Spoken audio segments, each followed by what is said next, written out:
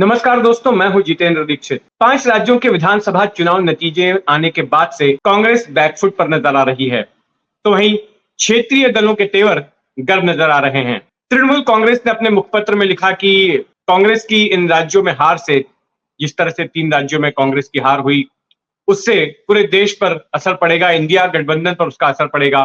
तो वहीं दूसरी ओर केरल के मुख्यमंत्री पिनराई विजयन ने कहा कि कांग्रेस ये तय करे कि उसे हमसे लड़ना है या फिर बीजेपी से, और अगर बीजेपी से लड़ना है तो फिर हमसे ना लड़े।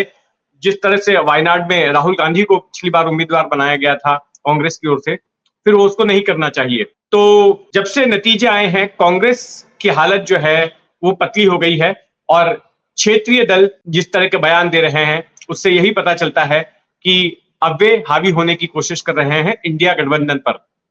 तो वहीं दूसरी ओर अगर महाराष्ट्र की बात करें तो महाराष्ट्र में इंडिया गठबंधन का एक छोटा स्वरूप है महाविकास आघाड़ी का, जिसमें कि इंडिया गठबंधन के 3 घटक दल हैं।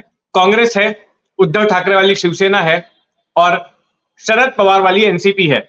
तो अब जो महाविकास आघाड़ी है उसमें शामिल होना चाहते हैं प्रकाश आंबेडकर। प्रकाश आंबेडकर बाबा साहेब आंबेडकर के पोते हैं, और उनकी अपनी पार्टी है वंचित बहुजन आघाड़ी। और वंचित बहुजन आघाड़ी ने इसी साल जनवरी में उद्धव ठाकरे के साथ में गठबंधन किया था, लेकिन यह गठबंधन सिर्फ उद्धव ठाकरे के साथ हुआ था। जो महाविकास आघाड़ी के जो बाकी के दोनों घटक दल हैं, कांग्रेस और एनसीपी, उनके साथ नहीं हुआ था। तो अब प्रकाश आंबेडकर का यह कहना है कि अगर आप चाहते हैं कि हम साथ में मिलकर चुनाव लड़ें, तो फिर सीटों के बंटवारे के वक्त हम जितनी सीटें मांग रहे हैं हमें उतनी मिलनी चाहिए। और अगर ऐसा नहीं होता है, ठीक से सीटों का बंटवारा नहीं होता है हमारी मर्जी के मुताबिक, तो हम सभी 48 सीटों पर, महाराष्ट्र में कुल 48 सीटें हैं, सभी सीटों पर हम अपना उम्मीदवार उतारेंगे। अब उद्धव ठाकरे के अकेले हाथ में नहीं है कि वो कुछ प्रॉमिस कर सकें प्रकाश आंबेडकर को कि हम आपको इतनी ही सीटें देंगे, और जो सीटें प्रकाश आंबेडकर मांग रहे हैं वही सीटें मिलेगी, क्योंकि शिवसेना का अपना समझौता जो है सीटों के बंटवारे के वक्त में, वो कांग्रेस और एनसीपी के साथ होने वाला है। और कांग्रेस और एनसीपी की ओर से वंचित बहुजन आघाड़ी को लेकर रुख सकारात्मक नहीं है, और इनकी बीते चंद सालों की हिस्ट्री भी रही है इनके बीच में आपसी कटुता की। तो ऐसे में अब एक पेच यहां पर फंस गया है। अभी हाल ही में राज्य कार्यकारिणी की बैठक हुई वंचित बहुजन आघाड़ी की, और उस बैठक के बाद में प्रकाश आंबेडकर ने यह स्पष्ट कर दिया कि पार्टी सभी 48 सीटों पर चुनाव लड़ने के लिए तैयार है। अगर वाकई में ऐसा होता है तो यह महाविकास आघाड़ी के लिए चिंता की बात है, क्योंकि 2019 के लोकसभा चुनाव का अनुभव यही दिखाता है। 2019 के जो लोकसभा चुनाव हुए थे तो उसमें शिवसेना और बीजेपी, तब शिवसेना अविभाजित थी, उसमें बगावत नहीं हुई थी, तो इन दोनों ही पार्टियों ने मिलकर गठबंधन करके चुनाव लड़ा था। तो वहीं दूसरी ओर कांग्रेस और एनसीपी ने गठबंधन किया था, और तीसरे मोर्चे के तौर पर वंचित बहुजन आघाड़ी और असदुद्दीन ओवैसी की पार्टी ऑल इंडिया मजलिस इत्तेहादुल मुसलमीन यानी कि AIMIM के साथ उसका गठबंधन हुआ था। तो इस तरह से 3 गठबंधनों के बीच में टकराव हुआ। चुनाव प्रचार के दौरान यह बोला जा रहा था कांग्रेस और एनसीपी की ओर से कि वंचित बहुजन आघाड़ी जो है बीजेपी की बी टीम है, क्योंकि वंचित बहुजन आघाड़ी और AIMIM के बीच में जो गठबंधन था वो टारगेट कर रहा था अल्पसंख्यक वोटों को और दलित वोटों को, और जो कि कांग्रेस और एनसीपी के भी वोटर्स रहे हैं। तो इन दोनों पार्टियों को लग रहा था कि वंचित बहुजन आघाड़ी और MIM के गठबंधन की वजह से इनके वोटर बेस को डेंट लग रहा है। तो यह प्रचारित किया गया, और वाकई में जब चुनाव के नतीजे आए तो वंचित बहुजन आघाड़ी ने भले ही एक भी सीट ना हासिल की हो, लेकिन उसकी ओर से उसके उम्मीदवारों ने कई जगहों पर जो वोट हासिल किए, उनकी वजह से कांग्रेस और एनसीपी के उम्मीदवारों की हार हुई थी। हालांकि जो वंचित की जो यहां पर राज्य में पार्टनर रही महाराष्ट्र में MIM, उसका एक विधायक, एक सांसद चुना गया, उसका एक उम्मीदवार जीत गया। औरंगाबाद लोकसभा सीट से इम्तियाज जलील जो है वो चुने गए MIM के सांसद, लेकिन वंचित को एक भी सीट नहीं मिली। लेकिन सियासी गलियारों में यह माना गया कि भले ही चुनाव में कामयाबी ना मिली हो वंचित को, लेकिन वंचित बहुजन आघाड़ी ने चुनाव हराने का काम जरूर किया कांग्रेस और एनसीपी को।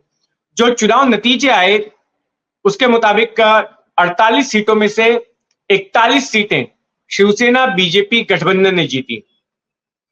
तो उसमें से जो शिवसेना है उसको 18 सीटें मिली थी। फिर जो बाकी की 7 सीटें थी, बाकी की 60 सीटों में से 1 सीट निर्दलीय उम्मीदवार ने जीती। उसके बाद बची 6 सीटें। 6 सीटों में से 5 सीटें एनसीपी के हाथ लगी और 1 सीट कांग्रेस को मिली।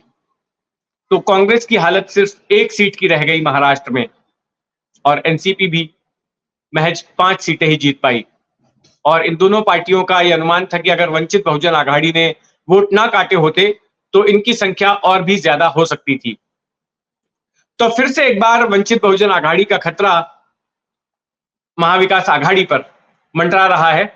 और हाल ही में बातचीत हुई थी सीटों के बंटवारे को लेकर उद्धव ठाकरे और शरद पवार के बीच में। उद्धव ठाकरे शरद पवार के बीच गए थे और वहां पर एक प्रस्ताव आया था कि महाविकास आघाड़ी जो है 48 में से 42 सीटों पर बात पहले कर ले, 6 सीटों पर बाद में बात हो सकती है। और इन 42 सीटों में से यह प्रस्ताव था कि शिवसेना जो है 19 सीटों पर चुनाव लड़ेगी, कांग्रेस 13 सीटों पर चुनाव लड़ेगी और एनसीपी 10 सीटों पर चुनाव लड़ेगी।